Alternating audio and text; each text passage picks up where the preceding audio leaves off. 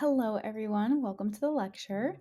We are going to be going over your public speaking component. We're going to be going over a little bit more about your document essay as it is due this week. And we're going to review quote integration and context. Additionally, we're going to finish up with the different types of writing. And then finally, I'm going to talk to you guys a little bit about your writing process. Let's talk about your public speaking component. Now, your public speaking component is also due this week, but it correlates with your document essay. You can find these instructions in the module, but I'm going to go over them with you guys really quickly, and then we are also going to look at the rubric. One Florida state requirement for ENC 1101 is that students have to complete some sort of public speaking. Since we are an online class, public speaking is very difficult because we are not meeting face to face. So there is a way that we complete the public speaking requirement while still being an online class, and that is filming yourself giving a speech. That is going to be your public speaking component. This assignment is worth 5% of your grade. Your public speaking component is going to be due this Sunday by 11:59 p.m.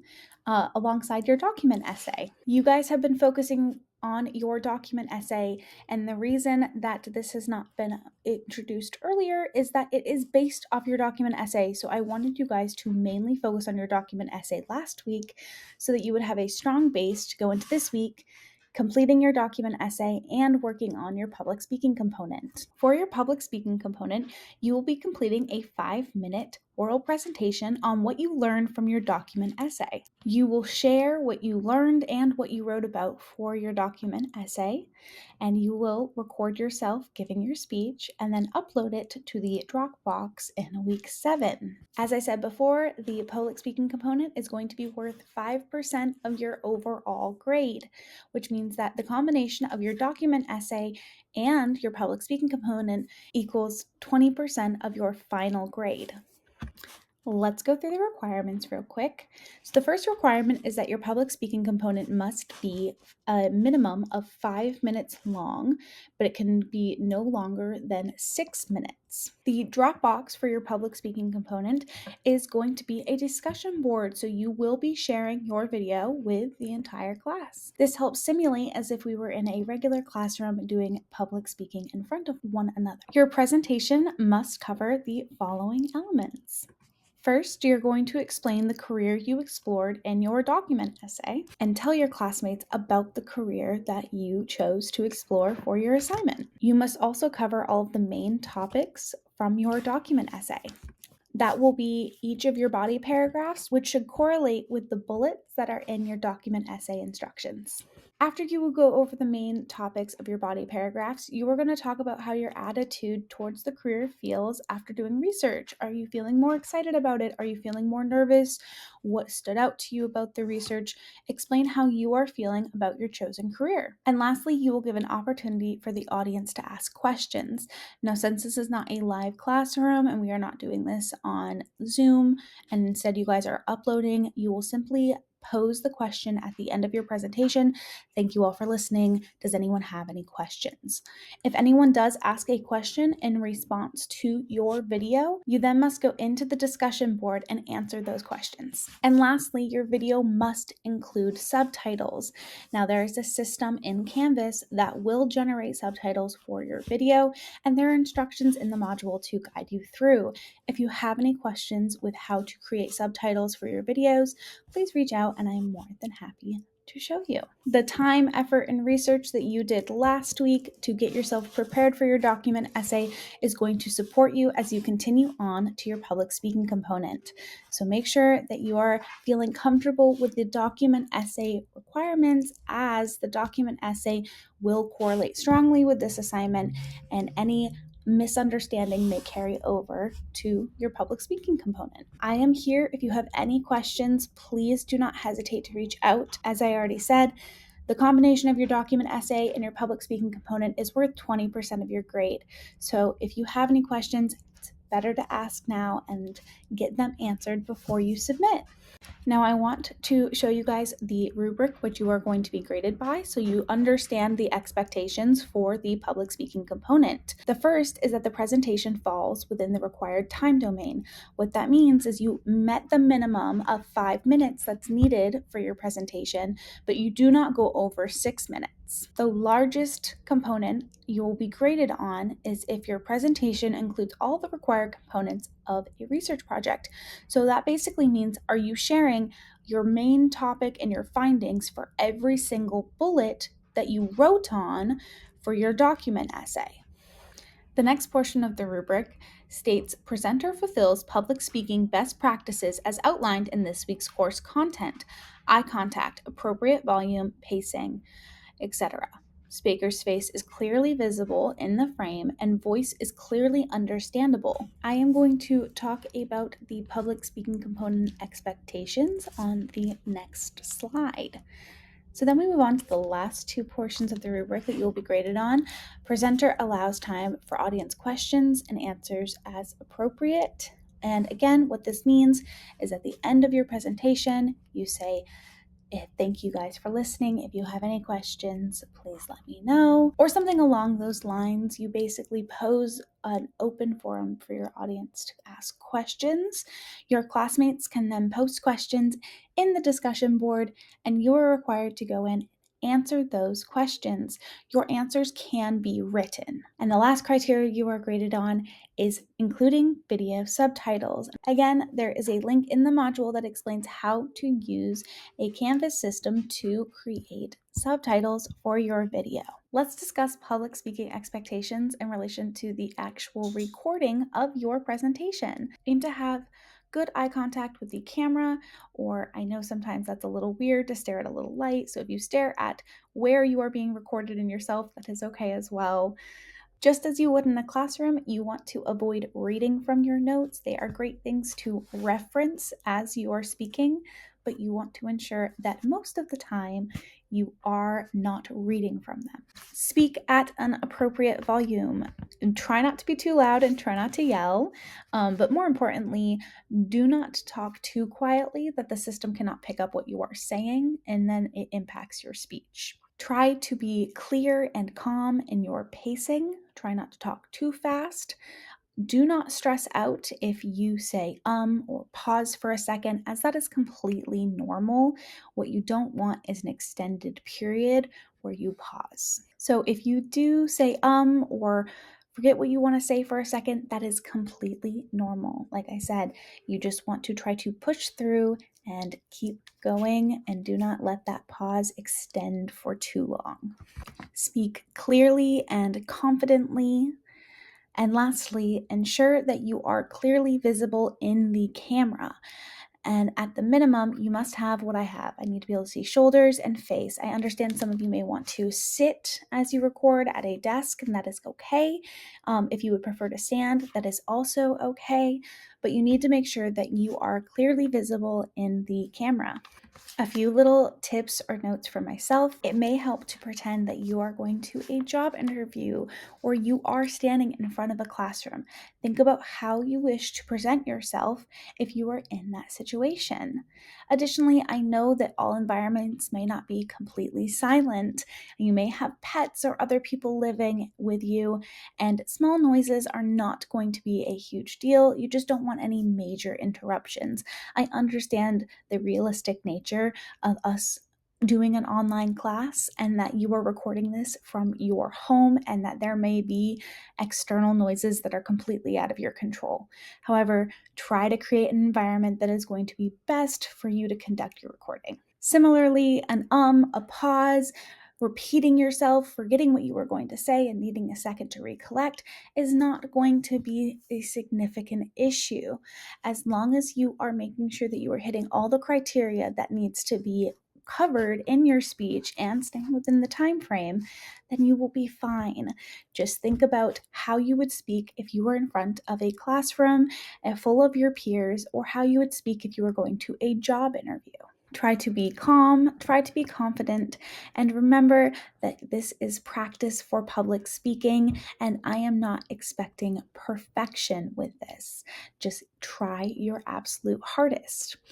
You do have one benefit of being in an online class, and that is you get to decide what you are uploading to the discussion board. So if your first recording does not go the way you wanted it to, or your speech did not reach the time limit, or your speech went over the time limit too much, you have the opportunity to re-record yourself. Take that opportunity. It is something that we do not get in an in-person classroom, is the opportunity to retry if you want to, but you are in an online classroom, and that comes with some adaptions. And one of those is that you can re-record. You can do your speech as many times until you feel you got the one that you want to submit and share with your peers. So take advantage of the fact that you are recording from your home and that you can retry if you need to. Now, I know we have talked about the document essay in a lot of lectures, and this is the last time I will be talking about it because it's due this week. Ensure your document essay is submitted by 11:59 p.m. on Sunday. You will have a 5% deduction if it is late.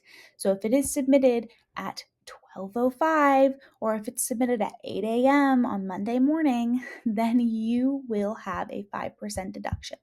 That 5% deduction is per day. So if you do not submit your document essay until Tuesday, you will receive a 10% deduction. A 5% deduction per day equates to half a letter grade a day per late submission. Really try to not have a late submission because you will be moving on to your final timed essay next week, and more about that in the next lecture.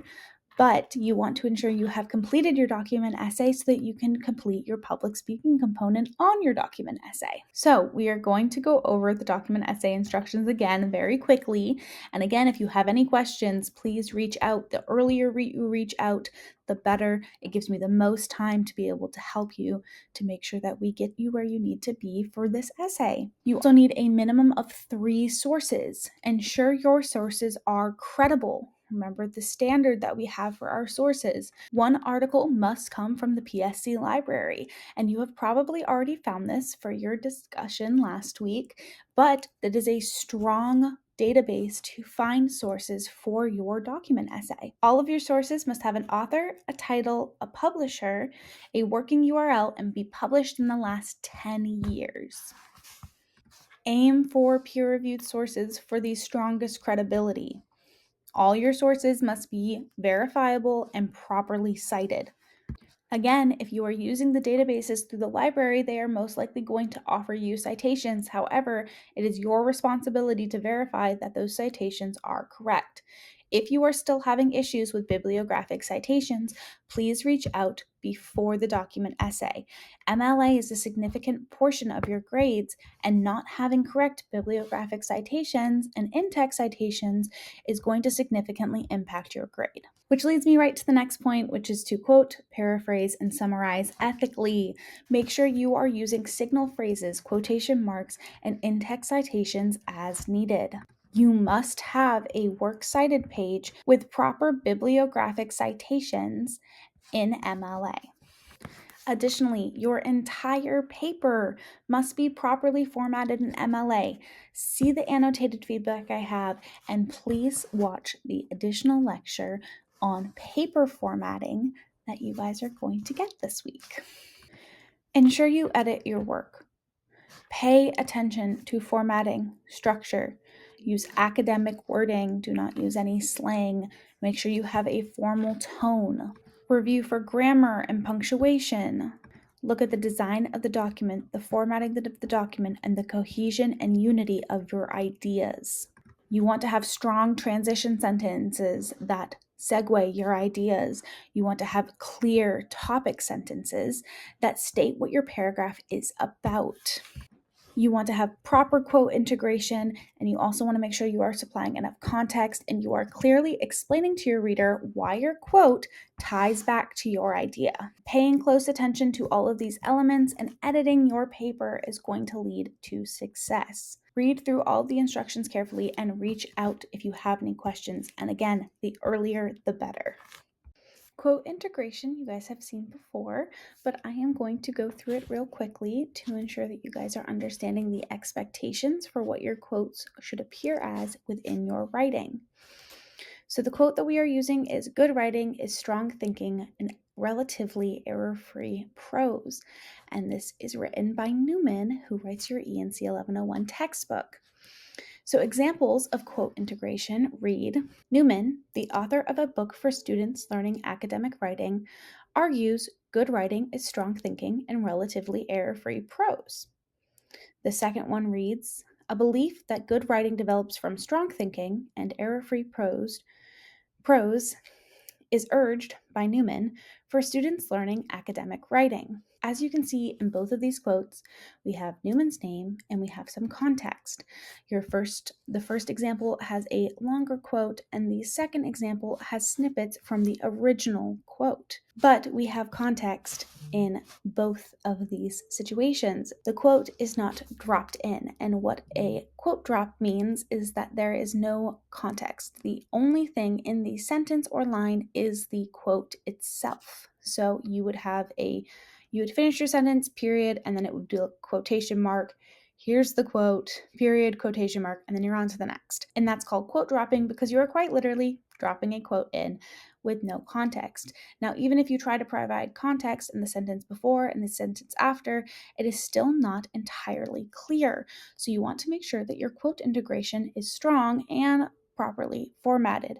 Note that at the end of the line, there is not a period and then the citation in another period. You want to save the period until the end of the citation. Additionally, in-text citations will always go at the end of the sentence. I know I just talked about context and you guys have already seen this before again, so let me just run through this very quickly, and if you have any questions, please reach out. So when it comes to context, you must be aware of what your reader knows and does not know. Again, you want to assume that your reader does not have the context that you have. You want to be extremely clear in your writing. On the last slide, you could see the language used to provide context was the author of a book for students learning academic writing. Now, this tells us that Newman, whose name was previously provided, is the author that is teaching students, and that supports his credibility. Using an author's credibility does two things. It appeals to both ethos and logos. So it shows that you are being logical in presenting facts within your writing or presenting someone else's ideas in a clear manner. And then this will also use ethos to appeal using the author's credibility. You are stating that they are a credible person whose words should be taken into account. Lastly, the information shows the reader the context of the quote. The context can be about the goal of the paper, background on the author, or the message of a larger work. We are going to move on to the different types of writing. I'm going to quickly cover them. They are found in your textbook, but I'm just going to highlight some important things about each of them. And then we have one last thing after we talk about each of these to cover, and I'll let you guys go. So first we have persuasive writing. Persuasive writing aims to convince the reader to adopt a certain viewpoint or to take specific action. You are trying to get the reader to agree with whatever you are persuading them on, whatever topic you are trying to persuade them on. To persuade the reader, you are using logic and evidence and a little bit of emotional appeal sometimes. This goes back to our ethos, logos, and pathos, all of which you would like to use within your persuasive writing, but you do not want to abuse. We have already talked about some of these ideas quite a bit, but another big element of persuasive writing is that we must recognize our personal beliefs and how, even though our personal beliefs are important, they are not fact. So in persuasive writing, you want to use logic and facts to support your persuasion. Aim is not to use your personal beliefs as evidence. Next, we have argumentative writing, which is very similar to persuasive writing, but it focuses more on presenting logical arguments and counter arguments on a specific topic. In argumentative writing, it is very important to have a clear thesis statement, research to support your point, evidence, and analysis of evidence. This is because you will have counter arguments when you are writing an argumentative paper. Counter arguments is the opposing opinion integrated in. The saying, there are two sides to every argument. I'm going to use that here. And let's say you are writing on one side of an argument, you must integrate the other side's claim, and then you are trying to disprove it. You are evaluating different perspectives when you do argumentative writing, and you are trying to construct an argument that will disprove or go against your opposing side. Again, in argumentative writing, it is very important that you do not abuse or overuse ethos, pathos, and logos, but all of those will also be used in argumentative writing. It is very, very similar to persuasive writing. It's just the idea that you are looking at another stance and you are countering an argument. A great way to look at argumentative writing is like a debate. In argumentative writing, you must be clear, concise, and understand your opposition's stance so that you can try to disprove it or counter it. And understand your opponent's stance so you can counter it clearly. The goal of argumentative writing is to validate your stance and also demonstrate the ability to think critically and look at your opponent's stance and counter it. And when I say opponent, I say someone who may hold a different viewpoint. So the biggest difference between persuasive writing and argumentative writing is in argumentative writing, you are considering the counter argument that could be had against your topic. And then we have process writing, and process writing is something that we talked about quite a bit actually when we talked about second person point of view. Process writing is writing instructions or steps for a reader. So when you think of process writing, think of a cookbook or IKEA instructions. Our E&C 1101 textbook states, process writing as a pattern or mode is a structured approach used to explain how to do something or how something works. It provides our readers with clear and detailed step-by-step instructions, typically organized in chronological order, to guide them through a specific process or task. An example might be how to resolve conflicts. The primary objective of process writing is to make complex procedures accessible and understandable to our audience. Now, I omitted some because it was very similar to what we had already explored. It's step-by-step instructions on how to build something, how to cook something, how to make something. Think a DIY project. But it also can apply to conflicts. It can apply to step-by-steps. Consider self-help books. That is why I omitted the other stuff, but included how to resolve conflicts, because it can also apply to how to take care of yourself, how to take care of your health, how to take care of your mental health. All of that is process writing that is guiding you through how to complete something. You could look at workouts that are pre-planned and provided by other people, and you can look at DIY instructions, but you want to remember our audience might not be as knowledgeable about our topic as we are, so we need to anticipate that to ensure the writing is clear and thorough. And then we have compare and contrast writing. So compare and contrast writing is a rhetorical mode that asks us to deeply consider the intricate similarities and differences between two or more subjects. So this is a compare and contrast. You are looking at what two topics have in common or what two perspectives have in common, and then you're also looking at what two perspectives do not have in common, or what two viewpoints or two topics. The goal of compare and contrast writing is deep analysis and critical thinking. The combination of deep analysis and critical thinking will lead you past surface level similarities and into the more intricate similarities and differences that topics have. It is the idea of taking two polar opposite viewpoints and finding where they connect. It is finding the intersection between the ideas. And it is also being able to be aware of where 2 points or two strongly opposing viewpoints will never connect. But it requires breaking down each viewpoint or each topic into smaller pieces and analyzing them deeply to find the similarities and differences that are not surface level. And then we have cause and effect writing. In cause and effect writing, you analyze the reasons behind an event or situation and explore the outcomes that result from these causes. Looking at action and consequence, it is looking at the results of certain movements. You can do cause and effect writing on different elements of history. You can do cause and effect writing on characters and literary analysis, and you can say what caused this event to happen and what were the effects of the event happening. Doing cause and effect writing is a great way to think critically and understand why and how things happened. The reason I said history is because I feel like in a lot of history that is learned, you say, this is what happened and this is the result of what happened.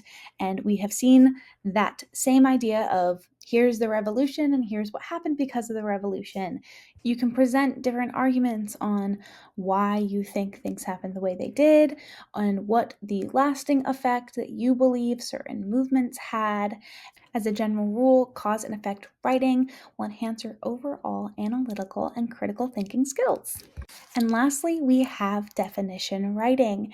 Now, definition writing forces us to be careful when we are trying to illuminate the meaning of a particular term, concept, or idea. So if we were applying this to a term, you could think of this as like an linguistics investigation. And if it's an idea, it would just be an investigation of the idea. However, you are diving deep into where did the idea come from? Was it passed down through generations? A great way to think about this would be even thinking of the old philosophers and how different ideas passed through the different level of philosophers and they tweaked it to make it their own. But where did it come from? You are trying to trace and investigate where an idea or where a term came from and explain that to your reader in a clear manner.